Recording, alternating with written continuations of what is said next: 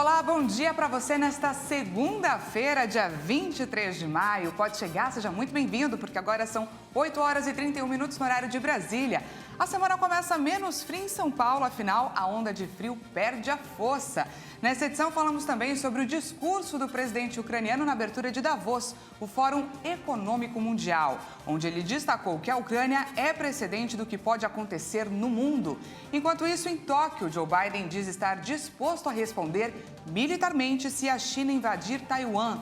E ainda aumentam os casos de varíola dos macacos pelo mundo. Enquanto a Rússia continuava com os bombardeios no leste da Ucrânia, o presidente ucraniano discursou na abertura do Fórum Econômico Mundial em Davos, na Suíça. Volodymyr Zelensky pediu a criação de um protocolo de atuação para prevenir novas guerras. Em suas palavras, destacou que, abre aspas, minhas propostas são todas iguais, de livrar não apenas a Ucrânia, mas qualquer país que esteja sob ataque dessas 4 questões: fome, pobreza, desespero e caos. Entre os principais pontos a serem debatidos em Davos está o preço para a reconstrução da Ucrânia, já estimado em trilhões de euros, além de definições de ações dos principais desafios econômicos diante do cenário de guerra e mudanças climáticas. Após 2 anos de cancelamentos por conta da pandemia, a edição de número 51 do Fórum contará com 2.500 participantes, entre eles cerca de 50 chefes de Estado, com exceção da Rússia, que foi banida. O Brasil será representado pelos ministros da Economia, Paulo Guedes, e da Saúde, Marcelo Queiroga.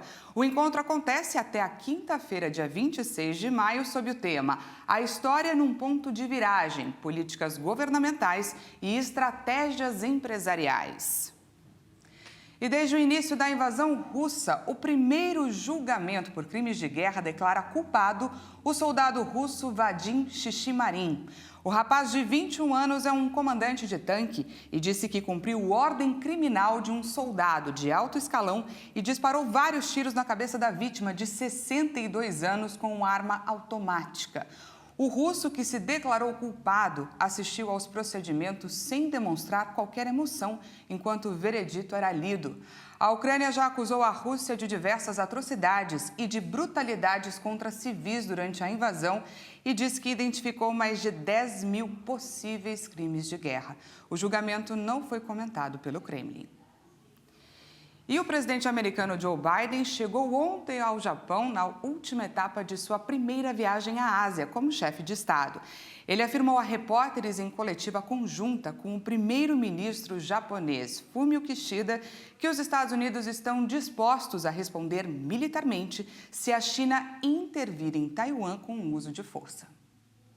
O presidente dos Estados Unidos, Joe Biden, se comprometeu nesta segunda-feira com uma defesa militar de Taiwan se a China tentar tomar pela força o controle da ilha autônoma.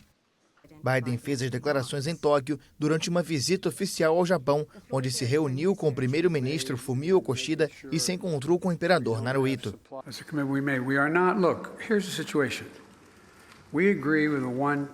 Este é um compromisso que fizemos. Esta é a situação. Concordamos com a política de uma China, aderimos a ela e todos os acordos a partir dela.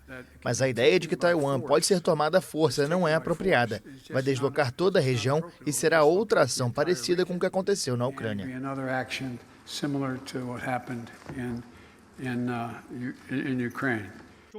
A China criticou a declaração e pediu que os Estados Unidos mantenham a promessa de não ajudar na independência de Taiwan. Ninguém deve subestimar a determinação, a vontade e a habilidade do povo chinês em defender a soberania nacional e a integridade territorial. Não fique em oposição a 1,4 bilhão de chineses. A China considera Taiwan uma província rebelde que deve ser integrada ao país, inclusive pela força se necessário, e que o tema é puramente interno do país. Biden também foi questionado sobre a Rússia e afirmou que Moscou tem que pagar um preço a longo prazo pela barbárie na Ucrânia. Em Madrid, o rei é alvo de críticas. Após quase 2 anos de exílio em meio a suspeitas de enriquecimento ilícito, sua visita à Espanha foi motivo de manifestações. Com bandeiras republicanas e faixas que pediam justiça, os manifestantes se reuniram em uma praça em frente ao Teatro Real, a poucos quarteirões do Palácio Real, para repudiar a figura do ex-chefe de Estado. Considero que o problema não é o regresso. Considero que o problema não é o retorno ou que ele saiu antes, o problema é que ele goza de total impunidade, que cometeu crimes fiscais, lavou dinheiro, participou de um complô corrupto para obter fundos para enriquecer. E essa situação, o que aconteceu com o rei emérito, Felipe VI pode estar fazendo isso hoje com absoluta calma.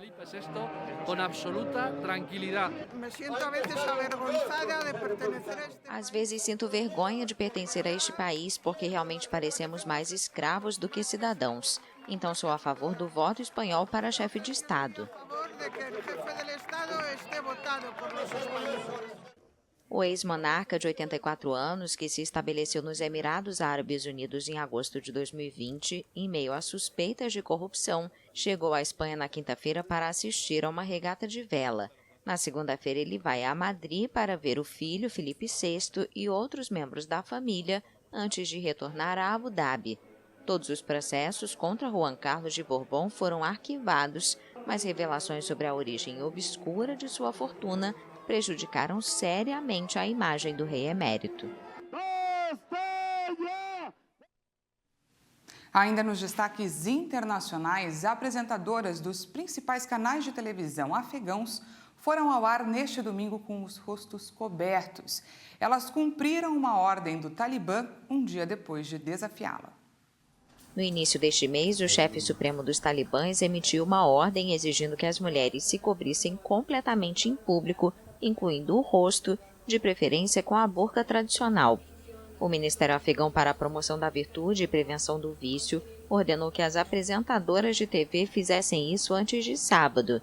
As jornalistas decidiram não cumprir a ordem e foram ao ar ao vivo sem esconder o rosto. Mas neste domingo as mulheres usavam o véu integral, revelando apenas os olhos e a testa ao apresentar as notícias. Hoje se impõe a máscara, amanhã se impõe a burca, mas continuaremos nossa luta enquanto pudermos e sem nenhum passo atrás. A identidade de uma mulher não pode ser tirada. Queremos que a sociedade internacional ouça nossa voz e entenda que as mulheres no Afeganistão não estão seguras. Ao longo do dia, homens que trabalham na Tolo News em Cabul, jornalistas e outros funcionários vestiram máscaras para cobrir seus rostos, em solidariedade às âncoras femininas. Os demais funcionários continuaram trabalhando sem máscaras. Vamos trabalhar até que o Emirado Islâmico nos retire do espaço público ou nos obrigue a ficar em casa. Por ordem do Talibã, os canais de televisão deixaram de transmitir séries e novelas protagonizadas por mulheres. Eles também ordenaram que as mulheres que trabalham no governo sejam demitidas se não cumprirem o novo código de vestimenta. Os funcionários também correm o risco de serem suspensos se suas esposas ou filhas não o fizerem. E mudando de assunto, a Petrobras vem recebendo ao longo do mês de maio volumes de gás natural cerca de 30% a menos do que o montante solicitado por contrato com a estatal boliviana YPFB, o que tem impactado no planejamento operacional e levado a companhia a importar volumes adicionais de gás natural liquefeito para atender aos compromissos firmados. Em comunicado, a petrolífera disse que está tomando as medidas cabíveis para que a YPFB cumpra o contrato legal. A estatal boliviana não respondeu ao pedido. E olha só, a onda de frio vai perdendo cada vez mais a força ao longo desta semana. Isso porque a alta pressão polar, que estava estacionada no sul, soprando o vento gelado para o sudeste e centro-oeste, já seguiu para o mar e, a partir de agora, vamos ter uma trégua nas madrugadas e manhãs congelantes. Vamos conferir a previsão para algumas cidades do país.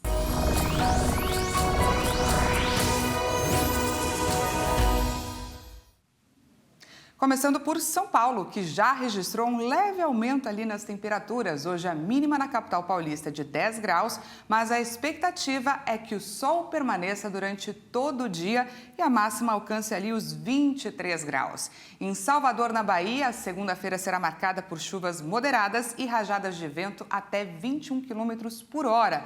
A mínima para a capital baiana é de 22 graus, com máxima de 28. E em Manaus, o tempo também deve ficar instável e abafado, com previsão de chuva a qualquer hora do dia. Mas apesar da chuva, a máxima por lá pode chegar até 32 graus. Nós vamos para o intervalo e no próximo bloco você vai ver, no Reino Unido, casos diários da chamada varíola do macaco estão sendo notificados. E ainda, os riscos do implante capilar, uma técnica cada dia mais procurada pelos homens. É daqui a pouquinho, nós voltamos já.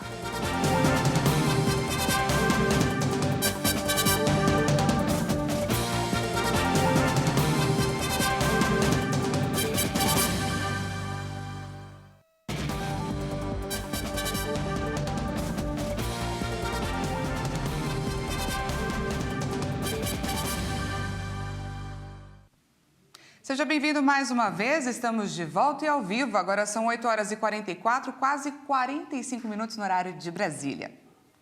O Reino Unido está registrando casos diários de varíola dos macacos, infecções sem relação com viagens para a África Ocidental, onde a doença é considerada endêmica. E por aqui o Ministério da Ciência, Tecnologia e Inovações formou uma Câmara Técnica temporária para monitorar os desdobramentos do vírus. A pasta acredita que a iniciativa é necessária diante dos casos já registrados do Reino Unido, Portugal, Espanha e Estados Unidos. Israel e Suíça também tiveram seus primeiros casos. Na Argentina, há um caso em investigação em Buenos Aires e na Alemanha, um brasileiro foi infectado por uma variante menos contagiosa, menos perigosa e passa bem, segundo informações do hospital onde ele está internado em Munique. Até o momento, não há registros de casos de varíola dos macacos aqui no Brasil. Segundo a OMS, são quase 100 infecções pelo mundo. E o estado de emergência em saúde pública de importância nacional em vigor aqui no Brasil desde o dia 3 de fevereiro de 2020, por conta da pandemia da Covid-19, encerrou ontem. A portaria havia sido assinada pelo ministro da Saúde, Marcelo Queiroga, no dia 22 de abril, com base na melhora do quadro epidemiológico por causa da cobertura vacinal elevada e da capacidade de resposta do Sistema Único de Saúde. Naquela época, os dados indicavam uma queda de 80% na média móvel de casos e óbitos na comparação com o pico de registros no início deste ano provocado pela variante Ômicron. Segundo a pasta, nenhuma política pública de saúde será interrompida com essa sinalização. É importante lembrar que a Associação Brasileira de Redes de Farmácias e Drogarias, a Abrafarma, tem registrado um aumento na taxa de positividade dos testes de Covid. Por isso, os cuidados básicos continuam sendo importantes na prevenção da doença. E ainda falando de coronavírus, em 2 anos e 3 meses, o Ministério da Saúde confirmou 665.528 mortes pela doença aqui no Brasil. Hoje são 11 estados e o Distrito Federal com mais de 3 mil mortes por milhão. E a pior situação é no Rio de Janeiro, que tem 4.222 vítimas por milhão. Agora vamos dar uma olhada no balanço dos números de casos e mortes pela doença. O país confirmou mais 99 mortes por Covid-19 em 24 horas. O total de óbitos pela doença desde o início da pandemia já chegou a 665.627. Também foram registrados 12.613 novos casos de Covid-19 em um dia. Ao todo, já são 30.791.220 diagnósticos confirmados. A média móvel de mortes chegou a 101 vítimas diárias. A curva apresenta tendência de estabilidade, com uma variação de 13% em relação a 2 semanas. A média de casos na última semana foi de 14.690 registros por dia. Os dados mostraram uma tendência de estabilidade, com variação de menos 12% em relação a 2 semanas. E segundo o Ministério da Saúde, Minas Gerais, Rio de Janeiro, Mato Grosso, Distrito Federal, Maranhão, Tocantins e Roraima não atualizaram os dados. E a procura pelos implantes capilares cresceu muito no Brasil durante a pandemia. Ao mesmo tempo, aumentaram os riscos desse tipo de procedimento cirúrgico, que é o terceiro mais procurado no país. Por causa do preço, muitos pacientes caem nas armadilhas dos maus profissionais e das clínicas clandestinas.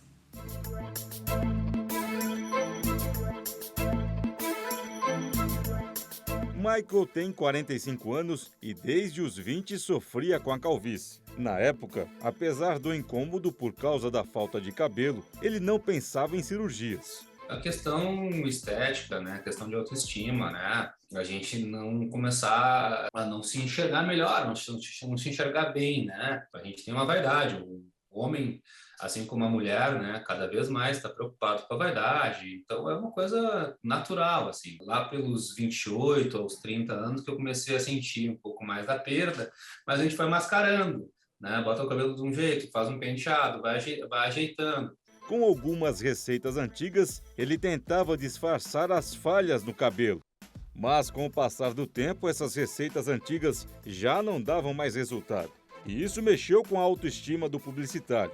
A calvície tirou até a vontade de surfar, paixão antiga de Michael. Então ele procurou vários especialistas que tentaram diversas técnicas para recuperar o couro cabeludo. Não foi fácil, foram 3 anos de tratamentos e cirurgias. A evolução do procedimento foi registrada durante esse período. Pelas fotos, dá para ver a diferença. Essa boa evolução no tratamento do Michael precisou de um bom investimento financeiro, boa equipe de profissionais e também muita paciência. Mas, infelizmente, aqui no Brasil, muitos pacientes não buscam a qualidade e sim preço e caem nas armadilhas. A cirurgia de implante capilar, considerada de pouco risco, causou a morte de 3 pacientes em menos de um mês. Um no estado da Bahia e outro no Distrito Federal. As vítimas tinham 50 e 51 anos. Nos 2 casos, os pacientes sofreram paradas respiratórias e precisaram de socorro imediato, mas não resistiram. No 3º caso, o mais recente, foi de um empresário de 59 anos que se preparava para realizar um transplante capilar. Ele sofreu uma parada cardiorrespiratória durante a aplicação de anestesia em uma clínica particular de Santa Catarina. Segundo os especialistas, muitos profissionais não são capacitados e estão oferecendo esse tipo de procedimento. Às vezes o médico é ortopedista, radiologista, ginecologista, neurologista, enfim, a pessoa está cansada de dar plantão e ela vê na internet, olha, pare de dar plantão, venha fazer transplante capilar. Eu não recomendaria alguém que tem um problema no dente procurar um radiologista, por exemplo.